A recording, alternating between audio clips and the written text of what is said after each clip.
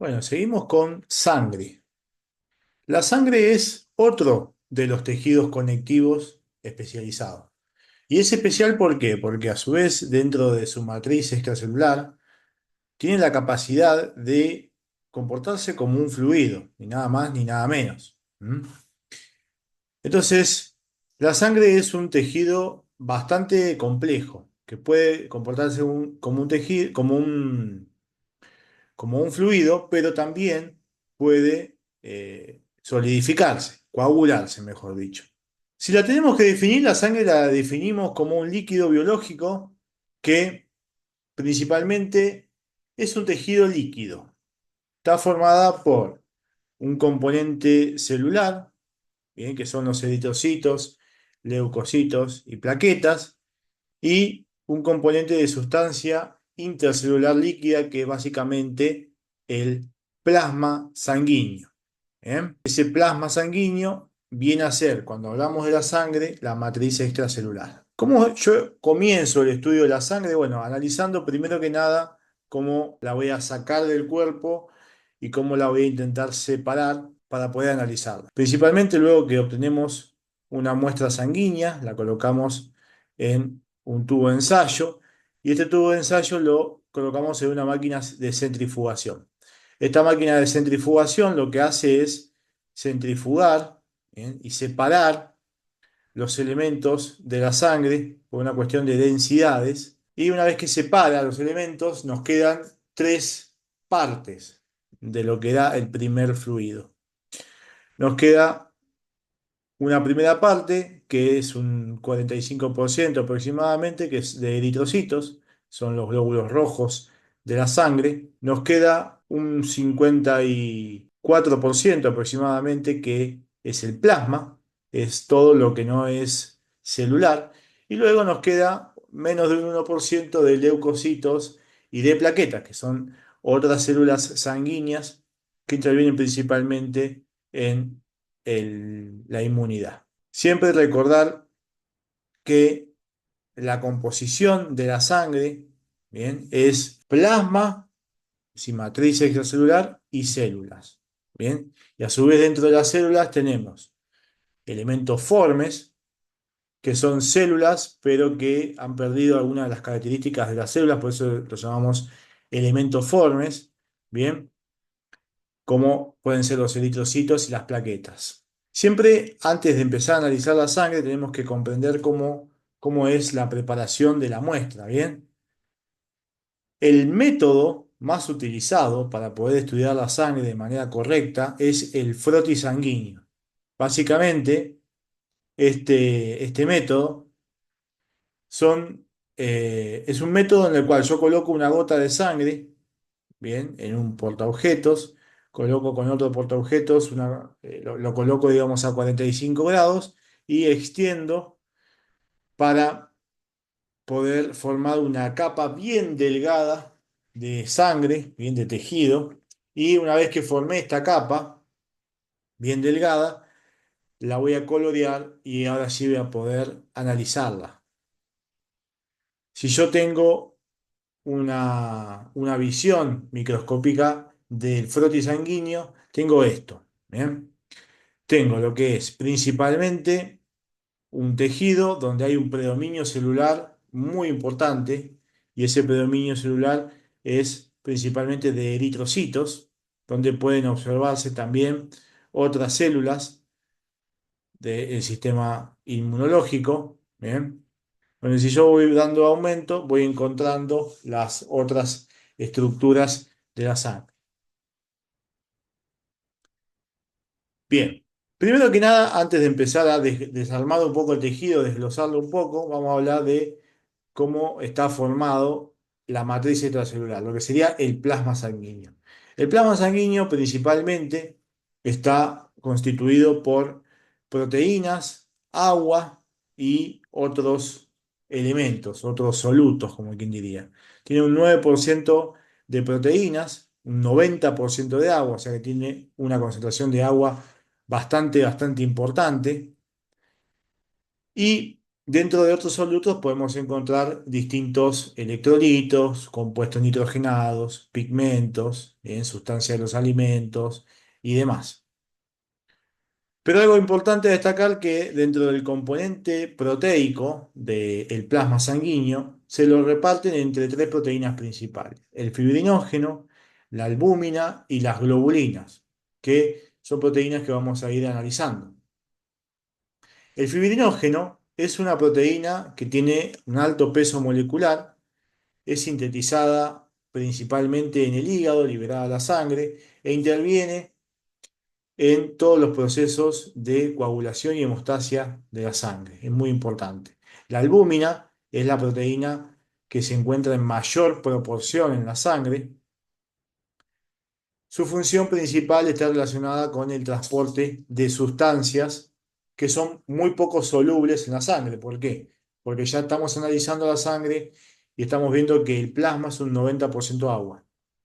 Por lo tanto, todas las moléculas que no sean solubles en el agua, ¿bien? Que no sean hidrofílicas, van a necesitar una proteína que básicamente se encargue de transportarla. Y por otro lado tenemos las globulinas. Dentro de las globulinas, estas se dividen en dos tipos: las globulinas no inmunológicas y las globulinas inmunológicas. Las globulinas no inmunológicas son, por ejemplo, las proteínas también que se encargan del transporte de ciertas moléculas, y las inmunológicas son las globulinas propias del sistema inmunológico, principalmente de la inmunidad adaptativa. Luego tenemos otras sustancias en la sangre, como pueden ser sustancias alimenticias, ¿bien? Aminoácidos, lípidos, colesterol, lectina, glúcidos, glucosa, lactosa, etcétera, etcétera, etcétera, como para mencionar algunos: sustancias reguladoras, enzimas, vitaminas, hormonas, electrolitos, cloro, sodio, potasio, calcio, bicarbonato, magnesio, manganeso, un montón de electrolitos fundamentales para las funciones de todo el cuerpo, y pigmentos: bilirrubina, caroteno, urobililógeno, directa, indirecta, distintos tipos de pigmentos. ¿Bien? Eso corresponde al plasma sanguíneo, todo lo que sería como si fuera la matriz celular del tejido. Vamos a empezar a abocarnos al componente celular, que es lo que suele más preguntarse en los exámenes. El componente celular lo vamos a dividir principalmente en la serie roja y la serie blanca. La serie roja van a ser los eritrocitos, ¿bien? Y la serie blanca son todas las células del sistema inmunológico. Los eritrocitos son las células, o una de las células más pequeñas y numerosas que tiene la sangre, ¿bien? Tienen la función principal del transporte de oxígeno y dióxido de carbono. Bien, transportan oxígeno hacia los tejidos y extraen dióxido de carbono de los tejidos para poderlos eliminar. Tienen una vida media aproximadamente de 120 días. Esto significa que luego de 120 días la mitad de una población de eritrocitos va a morir. Bien, eso es el concepto de vida media. Y estos eritrocitos tienen la característica de ser muy deformables también. ¿Qué significa esto? Tienen la característica de poderse doblar, acomodar para poder pasar por los capilares de muy bajo calibre y luego volver a su tamaño original. El tamaño de los eritrocitos es importante. ¿Por qué? Porque decimos que el eritrocito es como la escuadra del histólogo, la regla del histólogo. ¿Por qué? Porque como tiene un tamaño tan constante, los histólogos lo utilizan para poder, de alguna manera, comparar el tamaño de un eritrocito con otra estructura. Entonces, como conocemos el tamaño del eritrocito y es constante, decimos, bueno, yo sé que mide 7,8 micrómetros, entonces, al medir 7,8 micrómetros, lo pongo al lado de otra célula que por ahí tal vez es parecida en ancho, y esa célula probablemente mida 7,8 micrómetros. O por ahí esa célula es el doble de grande de un eritrocito, entonces puedo decir, bueno, mide 15 micrómetros, por ejemplo. Tiene un alto de 2,6 micrómetros y en la parte más curva tiene 0,8 micrómetros. En su interior, el eritrocito contiene hemoglobina en gran cantidad. Bien, la hemoglobina es la proteína especializada en el transporte del oxígeno y del dióxido de carbono. Es una globulina no inmunológica, tiene 4 cadenas polipeptídicas, bien, que se llaman cadenas alfa, beta, gamma y delta, que están unidas por grupos hemos, y a su vez cada uno de estos grupos hemos contiene hierro. ¿Bien? Esto van a ser cosas que van a ver por ahí más en detalle cuando vean fisiología. Hay varios tipos de hemoglobina. Tenemos la HbA, que es el 96% de la hemoglobina total. Esta es la hemoglobina que contiene dos cadenas. Tiene dos cadenas alfa y dos cadenas beta.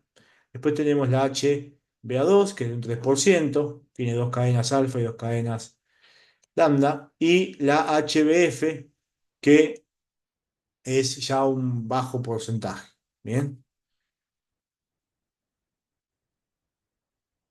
Algo importante que hay que recordar para histología es que los eritrocitos son muy, muy deformables. ¿Qué significa esto? Que pueden doblarse, acomodarse de cierta manera para poder pasar por un vaso sanguíneo y de esa forma atravesarlo y luego volver a su tamaño original. ¿Y cómo lo logra esto? Lo logra con proteínas que le dan estabilidad a la membrana del eritrocito. Son dos clases de proteínas, principalmente las proteínas integrales y las proteínas periféricas. Las proteínas integrales, como las proteínas de banda 3 y la glucofodina C, son proteínas que van a encontrarse como anclas en la membrana. ¿Bien? Y a estas anclas se van a unir otras proteínas que se llaman proteínas periféricas. ¿Bien? Como la espectrina, la banda 4.1, la bucina. No es importante que se acuerden el nombre de cada una, pero sí la función, como para explicarlo, ¿no? Estas bandas periféricas se van uniendo a través de las proteínas integrales y son las que, de alguna manera, cuando se deforma la membrana del eritrocito, traccionen y permitan que se vuelva a acomodar el eritrocito de manera correcta. Bien, por otro lado tenemos el tejido sanguíneo, la parte de los leucocitos. Hemos dividido la población en una serie roja y una serie blanca. La serie blanca o leucocitos son los denominados glóbulos blancos, bien, son células que se encargan principalmente de entrar y salir del torrente sanguíneo eh, para cumplir distintas funciones, bien, y luego de eso mueren o pasan a otra función. Bien, son una parte muy importante del sistema inmunitario porque básicamente se encargan de mediar tanto la inmunidad innata como la inmunidad adaptativa. Eso es muy importante. ¿Bien? ¿Cómo se clasifican ahora para la clase de sangre de principalmente la índole de los leucocitos? Se clasifican en granulocitos y agranulocitos. ¿En función de qué? En función de si presentan o no presentan gránulos en su citoplasma. ¿Bien? Hoy en día se sabe que presentan todas las células blancas gránulos en su citoplasma, pero antiguamente no se sabía. ¿Bien? Los granulocitos principalmente son los neutrófilos, que se encuentran entre un 60 y un 70%, eosinófilos y basófilos. Los eosinófilos son un 2 a un 4% y los basófilos de 0,1, de 0,5 a 1%. Bien. Por otro lado tenemos los agranulocitos, que en su momento cuando se analizaron parecía que no tenían gránulos en su citoplasma, pero hoy se sabe que sí, que son los linfocitos y los monocitos. Los linfocitos son un 20, un 25, un 30% de la fórmula leucocitaria y los monocitos son un 3 a un 8%. Los granulocitos principalmente son eosinófilos, neutrófilos y basófilos. Son células grandes, van a ser las más fáciles de encontrar o las que menos se nos va a complicar para encontrar. ¿Bien? Ahora, ¿por qué se llaman así? Eosinófilo, basófilo, neutrófilo. Básicamente, ¿por qué? Porque cuando los teñían con los colorantes, observaban qué coloración tomaban y les ponían el nombre. ¿Bien? Los eosinófilos se llaman así porque tienen una gran cantidad de gránulos que reaccionan con los colorantes ácidos, con la eosina, y se ve todo el núcleo no, perdón, todo el citoplasma de manera acidófilo, bien como se puede observar en esta imagen real. Los neutrófilos, por su parte, son células neutras, por eso se llaman neutrófilos, es decir, que no tienen ni un predominio por los colorantes ácidos ni un predominio por los colorantes básicos. Es decir, que sus gránulos en su citoplasma no tienen ni un predominio básico ni un predominio ácido, por eso se llaman neutrófilos. ¿Bien? Y los basófilos, sus gránulos en su citoplasma tienen un predominio por los colorantes básicos. Los neutrófilos también se pueden llamar células polimorfonucleares o segmentadas, en la cual su núcleo está como, digamos, lobulado. Bien, tiene como distintos segmentos. Son células que principalmente pertenecen al sistema inmune innato. Bien, entran a los tejidos, cumplen su función y salen de los tejidos. Bien, se encuentran en un 70% aproximadamente en la fórmula leucocitaria. Es importante recordar que tiene un tamaño de 9 a 12 micrómetros, bien, es decir que si nos acordábamos del tamaño del eritrocito, que era 7,8 micrómetros, es un poco más grande que un eritrocito, bien. Entonces, ¿cuáles son las características que yo voy a buscar a la hora de tratar en un frotis de encontrar un neutrófilo? Primero que nada, una célula de mayor tamaño, que tenga un núcleo fragmentado, bien, que tenga un núcleo lobulado, como esta célula que se puede observar acá. Ese núcleo lobulado es lo que a mí me va a ayudar, me va a marcar a que es un neutrófilo. Bien, a veces el núcleo puede estar unido, como por un istmo, bien que es esa unión de ahí, pero a veces puedo no verla.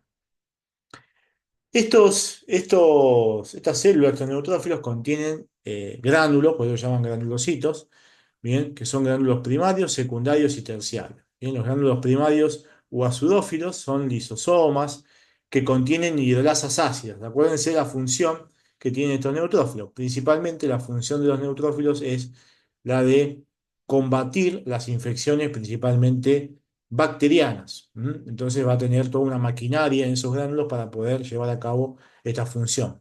Hidrolasas ácidas, mieloperoxidasas, elastasas, bien, catrepsina G, elastase, colágenos inespecíficas, es decir, muchas moléculas para poder llevar a cabo su función. También va a tener gránulos secundarios, bien, principalmente fosfolidasa, lisosimas y enzimas colágena de tipo 4. No es importante que se acuerden todas las enzimas que tienen los gránulos, es importante que es un granulocito que tiene gránulos primarios, secundarios y terciarios. Eso sí, acuérdense. ¿Bien? Por otro lado tenemos el eosinófilo. El eosinófilo, habíamos dicho que se llama así porque sus gránulos citoplasmáticos, cuando se tiñen, tienen un color eosinófilo. ¿Bien? Entonces, los eosinófilos principalmente se encargan de los procesos alérgicos y los procesos de inmunidad parasitaria. Estos eosinófilos van a principalmente tener un tamaño bastante parecido al neutrófilo, de 10 a 14 micrómetros, ¿bien? Y tienen la característica de poseer un núcleo bilobulado en forma de teléfono. ¿Bien? Yo le digo en forma de teléfono, como si fuera un teléfono antiguo, un teléfono de tubo. ¿Bien? Siempre se ve esta característica muy importante a la hora de distinguirlo. ¿Bien? También presenta gránulos específicos que son, o sea, son muy parecidos a los gránulos que contienen los neutrófilos.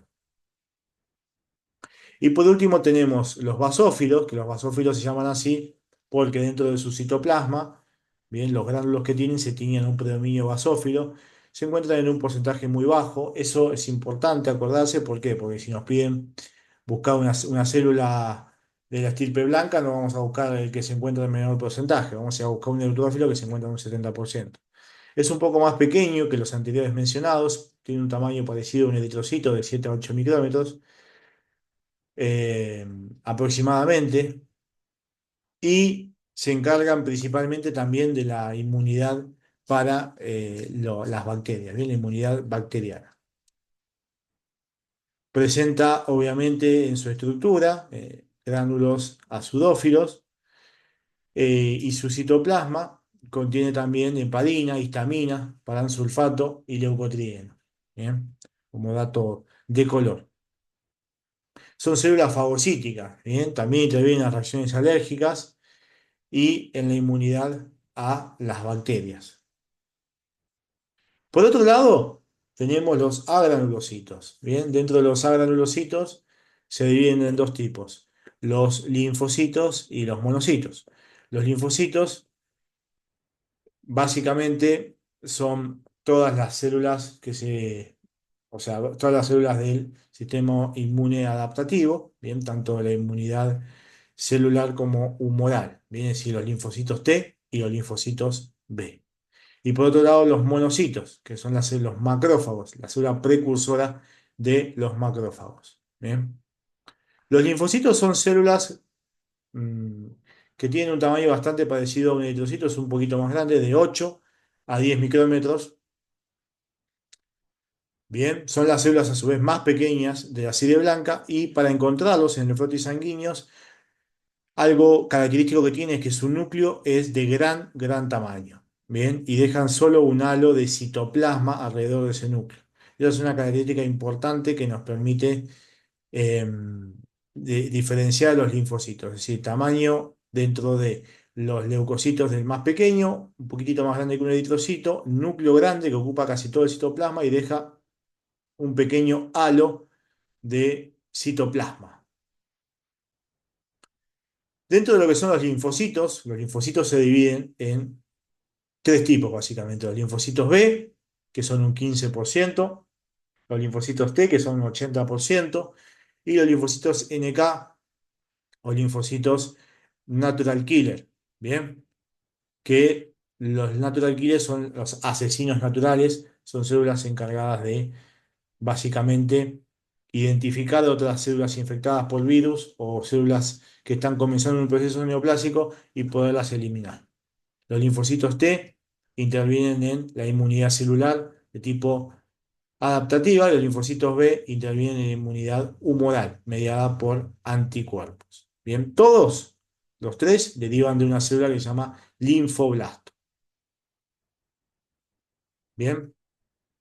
Como habíamos mencionado, las funciones de los linfocitos es intervenir en los procesos inmunológicos de la inmunidad adaptativa. Las células B, los linfocitos B, participan en la inmunidad humoral, en la producción de anticuerpos. Los linfocitos T participan en la inmunidad mediada por células. Y las células natural killer son programadas durante su desarrollo ¿para qué? Para poder destruir células infectadas por virus o células que tienen algún proceso neoplásico. ¿Bien? Bien. Por otro lado tenemos los monocitos. Los monocitos son los más grandes de la serie blanca, bien, más grandes de todos, tienen un valor normal entre 3 a 8%. Y la característica que vamos a buscar para poderlo distinguir es su núcleo. Su núcleo tiene forma riñonada, parece un riñón, bien, parece un riñón, tiene un citoplasma bastante basófilo con un núcleo arriñonado. Bien, esas van a ser las características principales. Y tiene casi 3 veces el tamaño de un eritrocito, o sea que es una célula muy grande. ¿Bien? ¿Cuáles son las funciones de los macrófagos? Bien, se encargan principalmente de la destrucción mediante fagocitosis de distintas tanto bacterias, virus y otras estructuras o cuerpos extraños que puedan ingresar a la célula. Bien. Bien, por último nos queda el plasma, tejido sanguíneo de tipo plasmático. Bien, las plaquetas, las plaquetas son las células que se encargan básicamente ni siquiera se llaman células, son elementos formes de la sangre. ¿Por qué elementos formes de la sangre? Porque derivan de una célula grande, bien que se llama megacariocito, que se encuentra en la médula ósea, y estas células que se encuentran en la médula ósea son básicamente una célula grande que se va a romper y va a liberar pedazos de ella y van a ser propiamente las plaquetas. Bien, se encuentran en valores normales entre 150 y 400.000 por milímetro cúbico en sangre y tienen una vida media de 9 a 14 días aproximadamente. Bien, básicamente las plaquetas se van a encargar de formar todo lo que es el tapón plaquetario para poder defendernos contra alguna herida. Y defendernos contra las hemorragias y básicamente formar la coagulación de la sangre.